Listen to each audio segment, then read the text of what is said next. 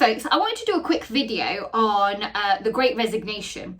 And this is a term that was coined in 2021 to describe the large number of people that were handing in their resignation since the start of the pandemic. Now, obviously, this has a massive impact on the labour market and labour supply, which we can use in economics, but also in business studies, we can talk about company culture, and I'll bring that in as well. So in the most, I think a recent survey was done amongst the workforce in the UK in April 2022, and 1 in 5 people said that they were hoping to hand in their resignation in 2022, so before the end of the year.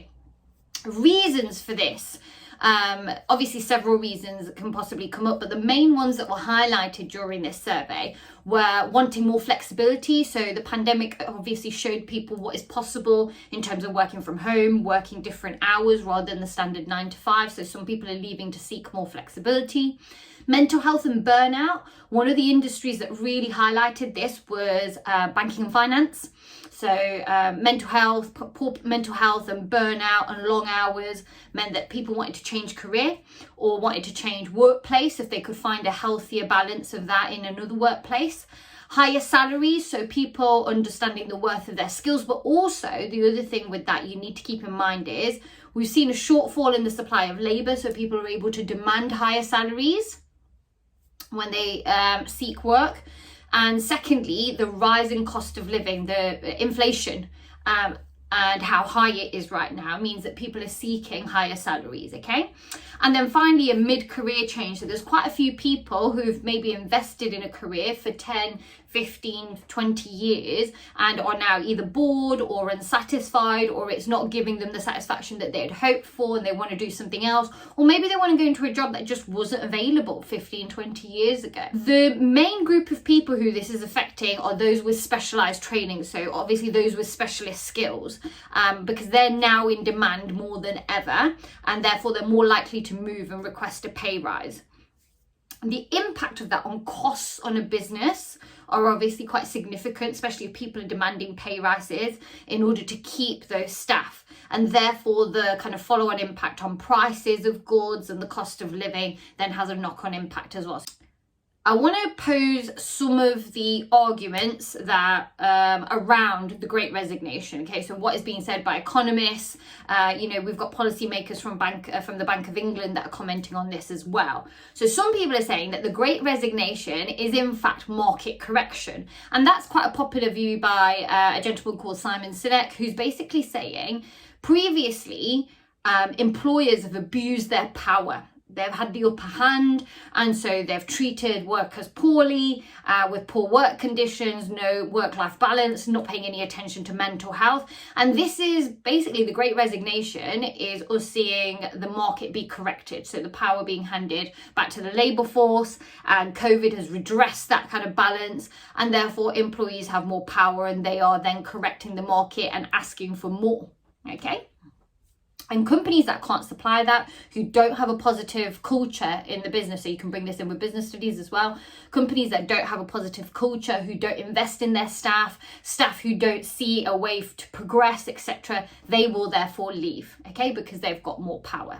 So what they're suggesting is that companies need a positive culture, they need to take into account mental health, work-life balance, they need to be flexible, and also they need to have like career progression plans so that people feel fulfilled. And you can link that again to things like Maslow's hierarchy of needs and self-esteem and all of those things, or the other kind of motivational theorists and company culture models as well. Other people are saying that actually there is no such thing as the Great Resignation. They're saying that it's just a continuation of what was happening before COVID. And what they're suggesting is that before COVID, what we did, and we had this fear of the unknown, we didn't know what life would be like. But what's happened during COVID is people have saved money because they've not had opportunities to spend, or they've realised how little they need to spend and how little they need to go out, for instance. And therefore, they have decided to take the risk now. If you have a look at the kind of data that I'm presenting to you, they're suggesting that actually in terms of the Great Resignation, there's no big difference, okay? It's just taking part as part of a pattern that we're seeing anyway, okay? Harvard Business Review and some other theorists have kind of really given 5 main reasons around the Great Resignation, and they are known as the 5 R's. So retirement, relocation, reconsideration, reshuffling, and reluctance. So a lot of people are saying that what we're actually seeing is the Great Retirement, and we should call it that, because we know we've got an aging workforce in the West, and therefore we're just seeing a lot more people retiring or retiring early, for instance, because they've realised during COVID, it's made them kind of re-question the values in their life and their priorities, etc. So they've decided to retire. Some people have decided to retire early, and we're seeing this massive retirement. Relocation. People have realised that they can work from home, and therefore they're relocating and moving to, they're deciding not to live in the city and have a better quality of life and relocate and quit their job in a certain place and move elsewhere. Okay. Reshuffling. So rather than exiting the labour workforce entirely, what people are suggesting is that because of the pandemic related fears, there was a reluctance to return to in-person jobs. So what they're doing is they're reshuffling and they're going elsewhere. Now, if you look at the data, the biggest kind of exit of jobs was from the leisure and tourism industry, and they provided a lot of insecurity during COVID. So, obviously leisure and tourism was completely shut down. So what they're suggesting with reshuffling is that people are retraining to be in other industries and get more security that way. So they're reshuffling rather than exiting the labour market completely. Then there's reluctance. So there's people that are just not kind of interested in going back into the workplace full time and going into offices, etc. So they've decided to stay away from work. Okay. And then there's reconsidering work-life balance and people's roles as carers, spending more time with family post-COVID. Like I said, it's made a lot of people question what they value in life. So there's some of the reasons that people, that economists are saying that we're seeing this change in the labour workforce. And the thing is, we're not really going to know until the future whether these people really are reshuffling or whether they're exiting the workforce completely. However, we do know that there is a strain on the supply of labour, and we do need to understand that this is going to have a knock-on impact in terms of the cost of goods that are provided, the strain on companies to provide those goods, and may again lead to an increase in prices that we've already seen. And there's a separate video on inflation during this period, and you can watch that. However, there are other questions being raised as well that you can link into both economics and business studies. For instance, if you look at the stats of parents who are not actively working, you can see the number of mothers not actively working is a lot higher. Now, these are US stats, but they're quite, they're mirrored in other countries in the West as well. And also we know that in the UK, we have a lot of women who have university level degrees, etc., who are choosing not to go into work. And that, we know that at the age of 3, children are given 15 hours of free childcare, but really 15 hours is not a lot. So it would only allow you to go back part-time, and people weigh up whether it's worth it, etc., etc.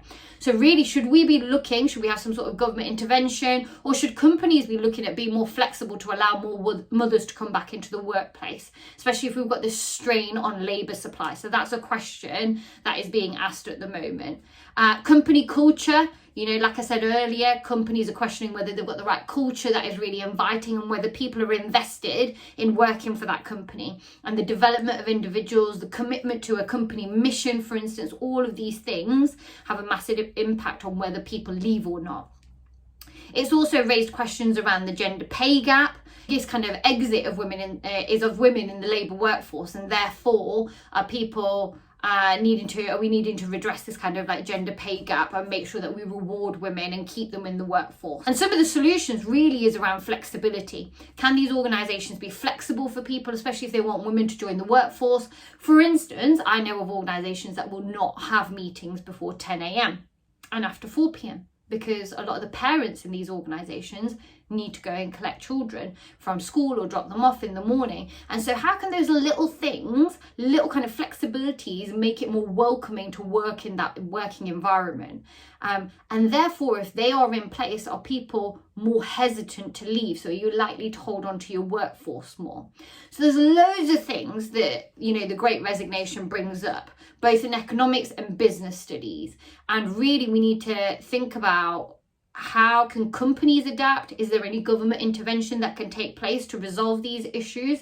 And also keep an eye on what happens during this year to labour stats, as this is something that may well come up in the economics exam, but also from a business studies point of view. Is it something that's going to affect the price of goods as we move forward? How's it going to affect company culture? How are companies going to react?